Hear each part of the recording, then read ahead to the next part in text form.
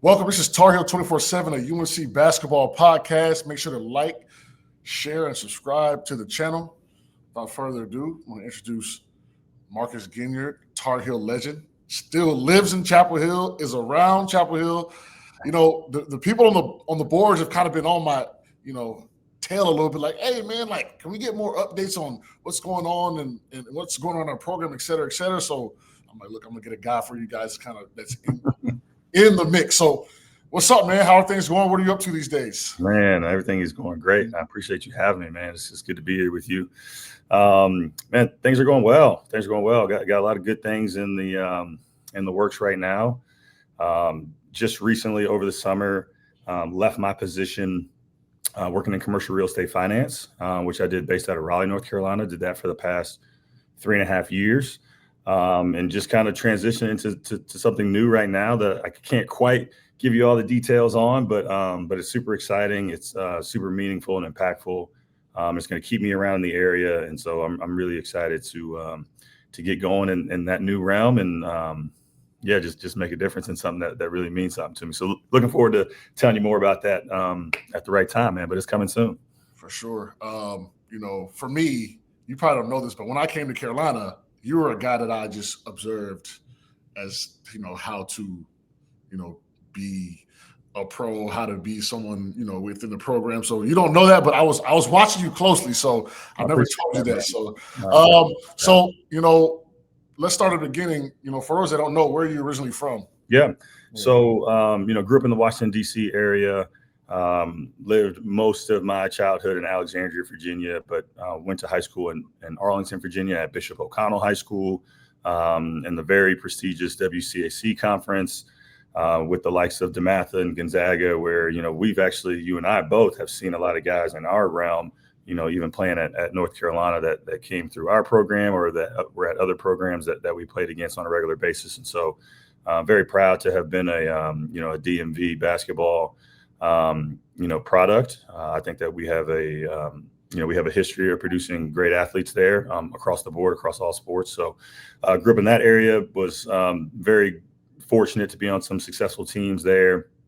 And then, just making my way down south to Chapel Hill, but really all started, and shout out to Coach Joe Wooten, son of Hall of Fame Coach Morgan Wooten, who coached at DeMatha. Coach Wooten was an incredible influence on my life and really helped get me prepared for what I was going to experience at Carolina.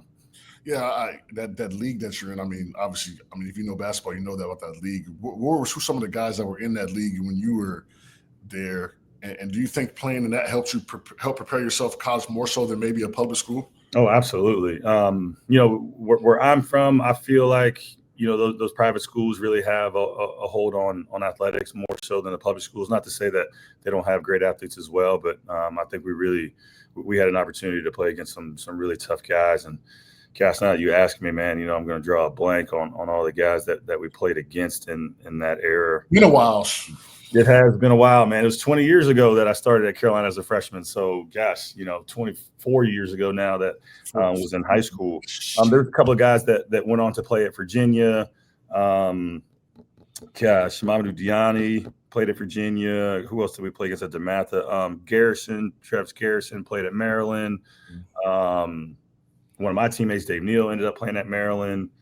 I'm not going to be able to remember everybody. You can go back post-production and throw in a couple names or something. But we were challenged day in and day out. But I will say there's a tournament that we used to play in called the Alhambra Catholic Invitational Tournament, ACIT. We played that in Frostburg, Maryland every year. Shout out to our squads. We were one of very few schools to have won that tournament 3 times. But played against Kyle Lowry in that tournament. He was in a Catholic school up in the Philadelphia area. Played against Rudy Gay in that tournament. He was at a Catholic school in the Baltimore area. So we had an opportunity to really go up against some big-time players, some big-time programs during the course of our time at O'Connell and in that general DC area. So definitely got us prepared. I would not have been ready for the brand of basketball and the caliber of basketball at Carolina had I not had that experience at WCAC. For sure. So how did Carolina kind of come into the picture and start recruiting you? How did that go? growing up in DC, there's the Georgetowns, the Marylands, the Virginias, those kind of stand out as programs that everybody kind of gravitates towards. But I knew that I wanted to go away from school, but I didn't want to go too far. And I remember growing up and my brother going to Carolina basketball camp. I went to Carolina basketball camp growing up. And big, huge shout out to another Tar Heel brother, both of ours, Joe Forte.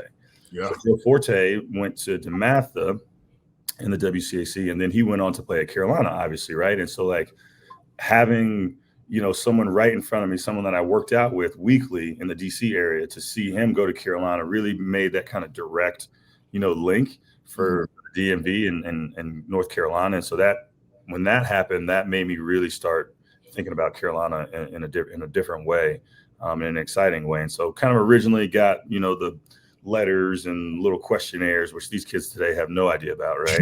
Got one of those from the Doherty folks when he was coaching. And then, as I progressed, into my high school career, and Coach Williams came over, started to hear from those guys, which was, like a dream come true, man, to be recruited by, Coach Williams and his staff, amongst other schools as well. But at the end of the day, when that offer came across the table from Carolina, I told everybody else that I was talking to at the time, like, appreciate your time, but we're done with this. And that was after my sophomore year, man. That was the summer after my sophomore year. So I put it to bed early, so I could just, enjoy the rest of my high school career. And I'm so grateful for that decision. I'm going to rewind because Joseph Forte was one of the reasons I started watching Carolina basketball. So you being able to work out, how good was he? Can you tell people how good he was for the young people that don't know, or the people that just, he was one of my favorite players of all time. So, everybody has that player that they think is incredible and Superman and was the best. And I think everybody has valid, everybody's person is valid for their experience. But for me, that was the person that I saw up close and personal, that I interacted with, that I knew personally, and it's like, that changed everything for me. And honestly, he was a stone cold killer. Yeah. He was an incredible basketball player, could do everything out there on the court from a very young age too. You saw the impact that he had at Carolina as a freshman, right? Like, if I'm not mistaken, did Tyler not break his freshman scoring record or something? Anyway, hands down, one of, if not the best player, at least at that time of my life too, that I saw, right in front of my eyes. Just a guy that can get it done in a variety of different ways, and he just made it look so easy. And, we all talk about those kind of players, right? They just make it look effortless, and he was definitely one of those guys. So coming in 2005, the legendary 2005 class, I must say, T. Hands, DG, Bobby, Mike Cope, coming in at the time, did you feel like there was a lot of pressure? Also coming off a national championship, because I know I came in when you guys had just won, and it was a tough. It's tough to come behind that. So how did you guys handle that, and how did that progress as the years went on? Yeah, that's a great question, and honestly, there was not. I didn't feel any pressure. Mm-hmm. So you got to take it back. That 2005 team, as great as they were, the beginning of that season, I don't know where they were in the projections of like winning the championship, but they couldn't have been very high, right? And so like they progressed in a way that people weren't really prepared for or weren't anticipating, let's say. Mm-hmm. I was anticipating coming into school and playing a couple of years behind the guys that were there. I didn't think that they were going to win the championship and everybody was going to leave for the NBA. So I was under the impression that I'd come in, maybe get a couple little scrap minutes as a freshman, but really was just going to be grinding it out in practice. And that's what I wanted. I was very excited about that opportunity to play behind some of those guys and to learn from some of those guys. These were some of the best players in college basketball. And so, when everybody left, they won the championship and everybody leaves, and now it's like they're about to be relying on all these freshmen that come in. For me, I didn't feel like there was that much pressure at all. Obviously, the pressure to perform out of Carolina, but I didn't think anybody was, I can't remember where we were picked. Very close to the bottom, if I had to guess. Then we end up, we're in second place in the ACC. We finished second in the ACC, and so I think that we had a little bit of a chip on our shoulder because nobody expected anything from us, but I think that just allowed us to play more free and we just had great leadership on that team, which I always talk about. So I just think that we came in wanting to get better, excited to be there, and really just wanted to grind, and it showed. So coming in, right, got to get to the summer stuff. Everybody wants to hear about it. Everybody wants to talk about it. So, I have this segment where I just ask players about, summer workouts, and HB talked about, I don't know if you remember the day when Marv came in, picked him up full court. I was his roommate. He was sitting in the room questioning his life and his NBA aspirations. Talk about Brendan Hayward going to get Sheed, and Scott Williams talked about Jordan. So walking into that gym, right, summer pickup, who was there and what was it like?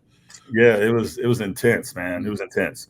I definitely remember it being intense. I mean, we would play all night, and I'm excited and hopeful that we can kind of bring that back. Yeah. I mean, we were in there all night, and I just remember the old guys, at the time for me, Sean May and Jawai Williams, Melvin Scott, and the oldest at the time that I kind of remember playing around was Voss and Kaman.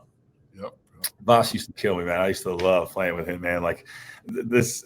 Someone who was so skilled and so experienced, like this little underhand shot that he used to always shoot. I didn't know how the heck he got that thing off. But Shaman and Jawad, I think, really stand out to me as guys that really set the tone in terms of the intensity that we were going to play with.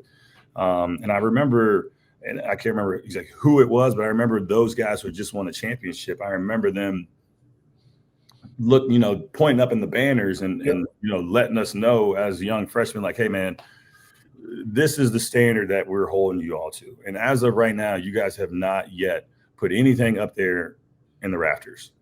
And that is your directive. That is your objective right now is to be part of a legacy that continues on long after us. And so I'm just very grateful and thankful for those guys, all those older guys. And, I left out a ton of names, but, those guys really formed us and shaped us mentally to be in that frame of mind of greatness, of excellence, and doing the right thing day in and day out, and being there for our teammates and pushing ourselves to the limits and all those things, right? Like they really set the tone for us, and we don't find the success that we found in our time if it wasn't for their guidance early in that summer. Like you said, from the moment you step on campus, we're popping you in the mouth. This is how we're going to do it, and it really set the tone for us.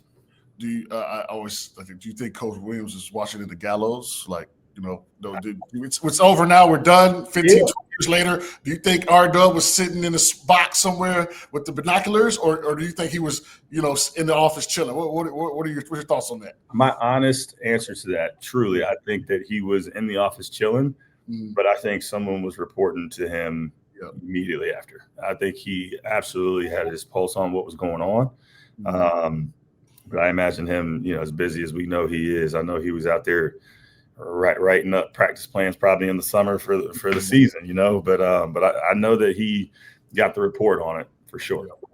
And so, coming into the season, right, RW practice. By the way, RW, I don't know if you coined that name, but I feel like you're the guy that coined RW. No, definitely not me. That's not okay, because that's when I came to school. That's how I was like, okay, RW, that's the guy. By the way, for everybody who watches, never in our life did we ever call him R-Dub to his face. But we just chatting together, right? Like, R-Dub, definitely. So what was kind of, obviously with the practices, what can you kind of remember that was just different about UNC practice? Conditioning. Yeah. I thought we were a damn track team. Mm-hmm. So what are we doing? Why are we I mean, like all we did was run.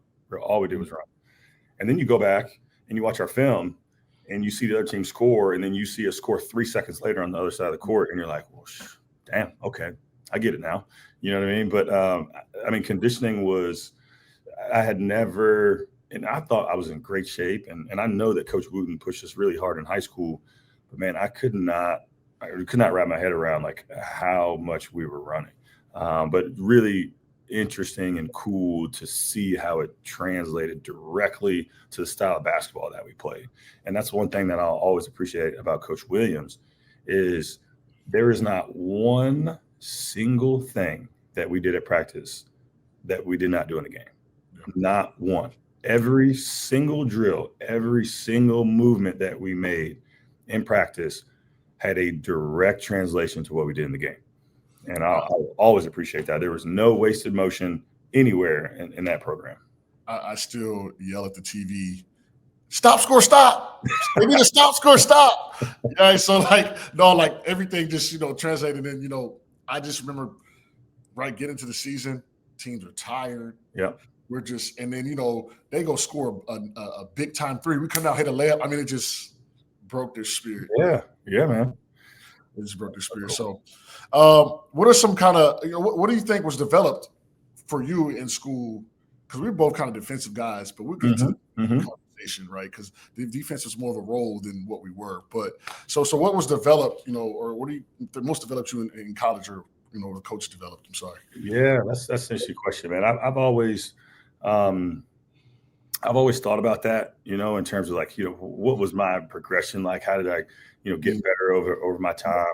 I certainly was not known as an offensive guy coming in. I think my senior and then let's call it super senior year, I think I did a decent job of shooting the basketball in those years. So that definitely started to improve. And then, unfortunately, I didn't see it grow the way that I wanted to in that time frame, but really started to grow a lot more, throughout my professional career, which was great. But, one thing I always think about, when I think about that question, like what developed, it was really my leadership.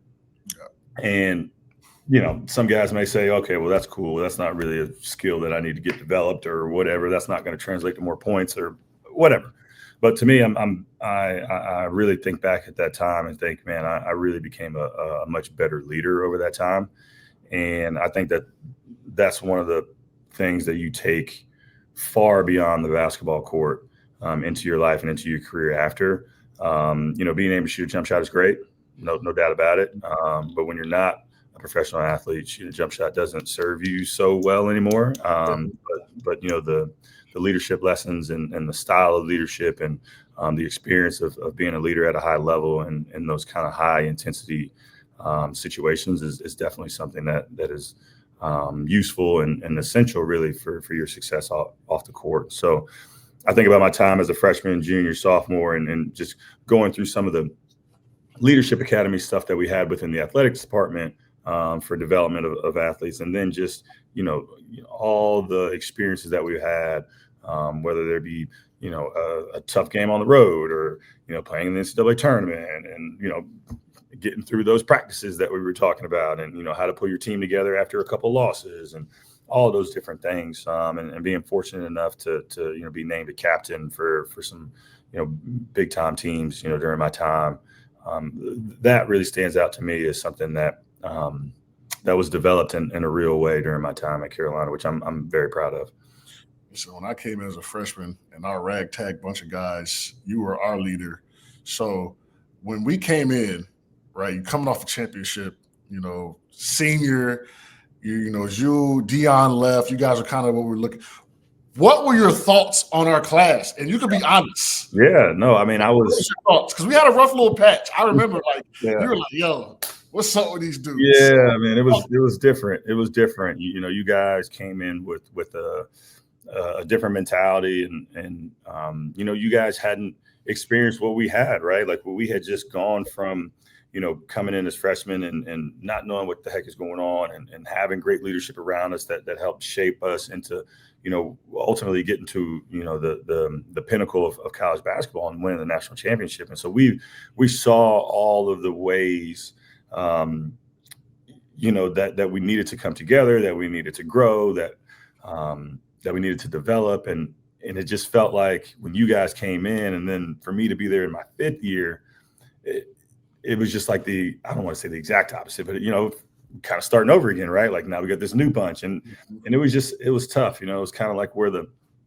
river meets the ocean, man. And it's like, you got a little salt water and fresh water mixing together and it kind of wasn't gelling for a while, you know, and quite honestly, man, I will always look back at that year. I feel terrible about that year, man. I truly do. You know, we weren't able to get over the hump. I mean, we win 20 games, but we don't make it to the tournament. You know, we lose in the final of the NIT, and it's just one of those years that, like, people think about Carolina basketball, they're like, man, that was not okay. And so I've always, you know, felt a lot of responsibility for that. I felt that I could have been a better leader to that group, but that was a great lesson for me. You know, I learned a lot of things about leadership. There was a lot of times where I didn't speak up and I didn't, you know, step up, let's say, to the plate in a way that I could have. And I definitely learned from that, man. I definitely did. But at the end of the day, man, you guys were not, you know, you guys weren't the problem childs or anything like that. You know, it was really just, it was an opportunity, you know, for the leaders to pull everybody together. And I just think, you know, I take a lot of responsibility for feeling like we didn't quite do that in the way that we needed to in that short period of time. But I mean, 1 year, right? Like, it's not, these things don't happen really in a year.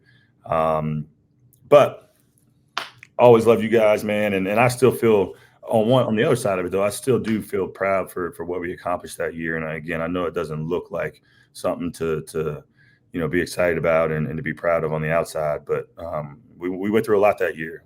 We did. And to see the success that you guys had after too also meant a lot to me. So, I mean, part of me is a little, you know, upset about how I led that year, but another part of me is pretty proud of you guys too, man. So that was cool. Yeah, I mean, I would say for me, in reflection, you guys kind of set the foundation, honestly, for us, right? Like, it wasn't necessarily a year that we wanted to have, especially as freshmen, but seeing the championship guys come in every day and seeing you guys working and condition. I just remember conditioning and the energy. You carried that on. So it did have it paid off. You weren't there. Yeah. It did pay off. By the way, if you like what you're listening to, make sure to check out TarHeel247.com. We have a ton of great hoops and football content on the site. Check it out. Tell all your Tar Heel friends, TarHeel247.com. Now let's go to the defensive part. You're known as a defensive stopper who, you know, whoever they threw you on them, right? That was your guy. As you know, having that title, I think we both kind of had that title, Carolina. Do you feel like any type of, not resentment, but hey, like, look, you know, I could get in my back? 'Cause as a pro, I remember watching clips like you had some stuff with you. I would say the other word, but so. No, I don't feel bad about it, man. No matter who you are, what you're doing, there's somebody out there that's going to say you're not this or you're not that. I was proud to be the defensive stopper, if that's what you want to call it. You know, what the way that I thought about it is okay, first day of practice. You know, what's the thought of the first day of practice? It's amazing what can be accomplished when no one cares who gets the credit. I don't care what you call me. I don't care who does what. We're here trying to win the damn game. So whatever I got to do to help my team win the game, keep pushing us forward so that we can ultimately be the team cutting down the nets, great. You want to call me the defensive stopper? You want to call me the cheerleader? You want to call me the what? I don't care, man. I'm here to win a basketball game. That's how I thought about it. Yeah.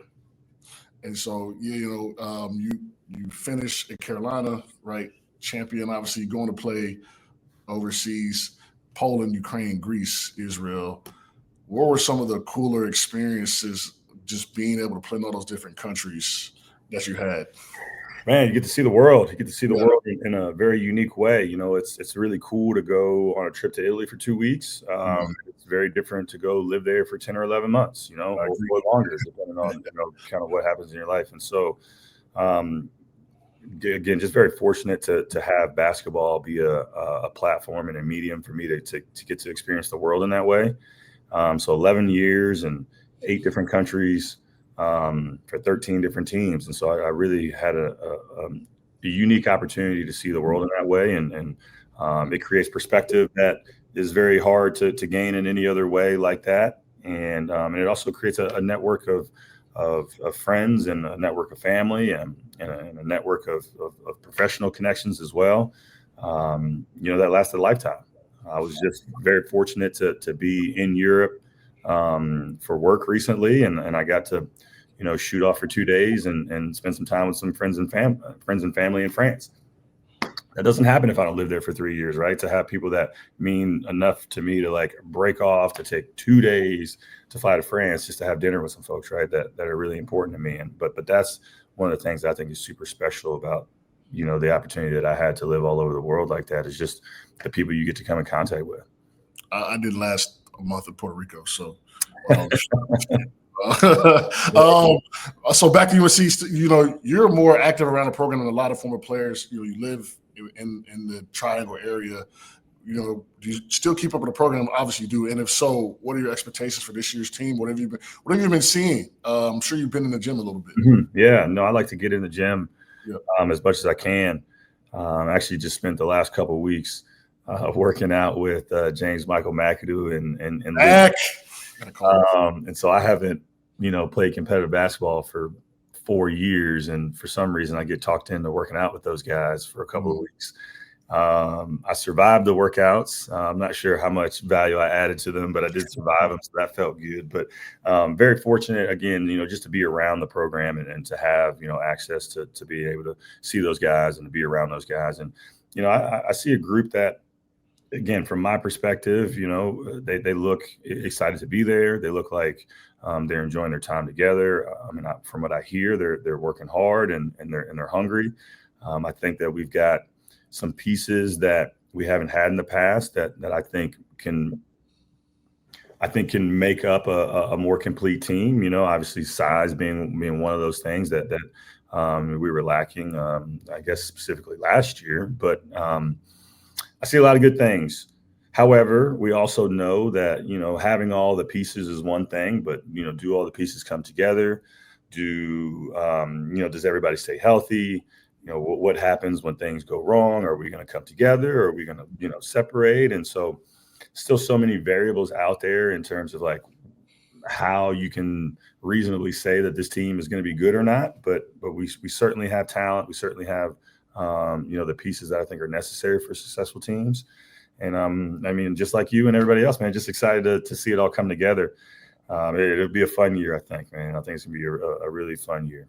So, we used to like go to places like IP3, Oh yeah. Shout out IP3 guys. Sure. Now the boys got that money. Now I don't know if they're still eating pizza. They're still in there, bro. Every day. Okay. Just checking, man. With that new money, So leading into the NIL conversation, how do you feel about that? Man, I think it's great for these kids to be able to make money. I think it is a astronomical amount of money for a college kid, at least, with respect to like what we were able to get, which is absolutely nothing, right? So it's like we can't even have someone pay for our dinner, and now like 20 years later, this guy can get paid $3 million. And it's like, that's kind of crazy to me. But I think it's great for these kids to have an opportunity to have access to this capital that can change their lives, to put them in a position to be able to invest in companies like Ben & Jerry's and become one of the youngest franchisee owners and or whatever it is, right? Like it gives them access to a lot of different things that I think they deserve. Now, I think it's implemented currently in a way that doesn't quite make sense to me, like, hey, I can make all this money and I can leave and I can, it's just like, it feels a little odd to me. Yeah. That's not my job. Nobody's paying me to figure that out. So I'm not going to stress about that. But from a high level, fundamentally, I do believe that these kids are valuable. What that value is, how we, try to keep some integrity, within the world of college athletics, again, all beyond my scope. But it is kind of wild, man. I'll never forget. There was a table next to us at dinner one night that sent a picture of margaritas to our table. Mm-hmm. And the next day we were in the compliance office because somebody called down to somebody called to the office and said they saw somebody give us a whatever the word is, unauthorized gift or whatever. And like, we had to like donate $30 to Ronald McDonald House. Yeah. Say, like, what are you doing? We had to do that because the guy was giving us free lunch at the cafeteria. And so someone found out. So we had to do the Ronald McDonald thing because the guy was just giving us free lunch. And, I mean, it was like a slice of pizza. Like, you know. So, I mean, shout out Ronald McDonald House. I'm very glad that sure. we were able to support such a good cause, but, like, it just doesn't make sense to me. So 2 more questions. You know, Bobby's wedding is this weekend. Shout out to my guy Bobby Frazier, by the way. Love him. Name one Tar Heel player outside of your era that you wish you would have played with. And then I'm going to ask for your starting 5 after that. Dang, I wish you would give me a heads up on that one. That's a great question. I can't give you everything. I can't. Ooh, I mean, just top of my head, I would have loved to play with Vince, man. Goodness gracious, I would have loved throwing an out of bounds lob to Vince or at any time, quite frankly, during the game to Vince. I think that would have been really cool to see that like live in person and for him to be on my team. That would have been pretty cool. And then your starting 5. Okay, so I'm going to go with my man Phil Ford at the point. We're going to throw MJ at the 2. Man, maybe we'll put Twan at the 3. Gosh, we have Tyler at the 5. Gotta have T Hands. Gotta have T Hands at the 5. I mean, I love my guy Sean May, but I gotta put T Hands at the 5. 4 spot is tough, man. I mean, I love me some Rasheed Wallace. I really do. Maybe slide in Stackhouse in there. Maybe. Oh, I got to pick. I got it, man. I got to show love to my man Sheed, man. I'm gonna put Sheed in at the 4. But you know what's crazy about this? So I took a little look around because you gave me a heads up on that question. Man, Lenny Rosenbluth. I saw that. It's hard for me to put him. I never saw him play, but his numbers are off at you, right? 27 and 10. Yes. Yeah. Like, whoa, he's got to be in there, right? Like 27 and 10. Yeah. I need to go back and see some of those clips, man. I need to see that. But you know what? Also about that question, I bet you can go back and look at. I mean, not that anybody cares, but you go back and look at how I've answered that question in the past. I bet you every time I answer it, it's a different 5. Yep. And that's one of the beautiful things about this program. And it's such an impossible question. I mean, we're just. It's pretty special to be a part of this family, man. It is greatness and excellence all around. Man, look, thanks for coming. You know, a guy that when I came in, like I said, you don't know this, but I observed you from afar. I took my notes. I learned a lot from you, especially you and Dion, on how to be a winner, how to be a player, how to work hard every day, how to bring the energy, right? Like, so I appreciate that. It carried us through the next couple of years. So don't feel bad about the freshman year. Look, I got a couple ACC championships, and you guys built that foundation, no question. So thanks for coming on. And thank you, brother. I'll see you soon. I'll see you next week. So yes, sir. Yes, sir. Thanks for watching on YouTube and listening wherever you get your podcast. Be sure to check out TarHeel247.com for the latest wall-to-wall coverage of Carolina athletics. See you next time.